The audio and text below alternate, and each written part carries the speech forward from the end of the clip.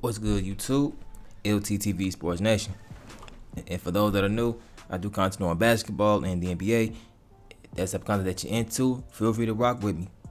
And hit that sub button. In this video, I'm going to be discussing Donovan Mitchell. Now, it's been some talk lately about what's going to happen to him, whether or not he'll be moved to the Knicks or Miami or etc. And it seems that the Utah Jazz are preparing to trade him for a haul. Well, let's start with this. The overwhelming feeling among league insiders is that Mitchell is likely to sign outside of Utah at the first available opportunity in 2025.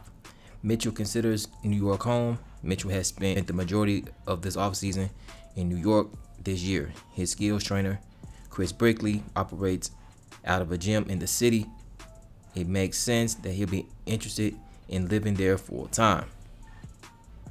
The Jazz have already made a loud noise early in the offseason when they sent a cornerstone in the form of Rudy Gobert to the Minnesota Timberwolves, satisfying the start of a potential rebuild in Salt Lake City that would become a full-blown reconstruction phase for the Jazz if they do indeed ship Donovan Mitchell for what should be a rich haul of assets in return. End quote. I mean, when I look at it, it does make sense for Donovan Mitchell to want to go back home to New York. And also, he may feel like Utah is going in a different direction, which they are. And he's not included in their future plans. So it all just adds up to me that he will be traded. It just depends on which team. Because from what I came across a few days ago,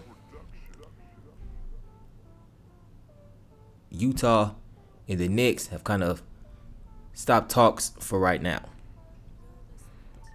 So that kind of leaves the door open for Miami. And Miami and Donovan Mitchell, they've been linked also. So if you're the Knicks and you kind of get that sense that Donovan wants to be traded back home, if I'm the Knicks, I'm trying to get that deal done as fast as possible. Because with Donovan Mitchell on the Knicks roster, that right there is a playoff team. Now, I won't say it's a championship contending team, but the playoff team. They'll be probably like a fifth or sixth seed in the Eastern Conference, to be honest. But they roster have a lot of guards, so you can unload some of them guards in that trade for Donovan Mitchell and a lot of picks, because with Danny Ainge kind of running things in the Utah Jazz organization, he's going to want a plethora of picks for Donovan, which I understand it. But many would consider it him kind of like trying to finesse, which he's done it already. I mean, you get like 5 picks for Gobert. Gobert, he wasn't worth 5 damn picks, but he got those picks out of Minnesota, so it is what it is. But as far as Donovan Mitchell is concerned, I think he gonna want damn near the same amount of picks, if not more, because you're getting rid of a franchise cornerstone in Mitchell and trading him to the Knicks or Miami for assets and picks in return. Now, I do see why the Utah Jazz will want to get rid of him. They're in a rebuild, for one, and they know in the next 3 years, when he's eligible to be an unrestricted free agent, he's not staying in Utah. So if you're Utah, you want to get a trade done for him before training camp starts, which is like another month from now. So I'm really just kind of neutral with this particular situation, because there's been a lot of talk.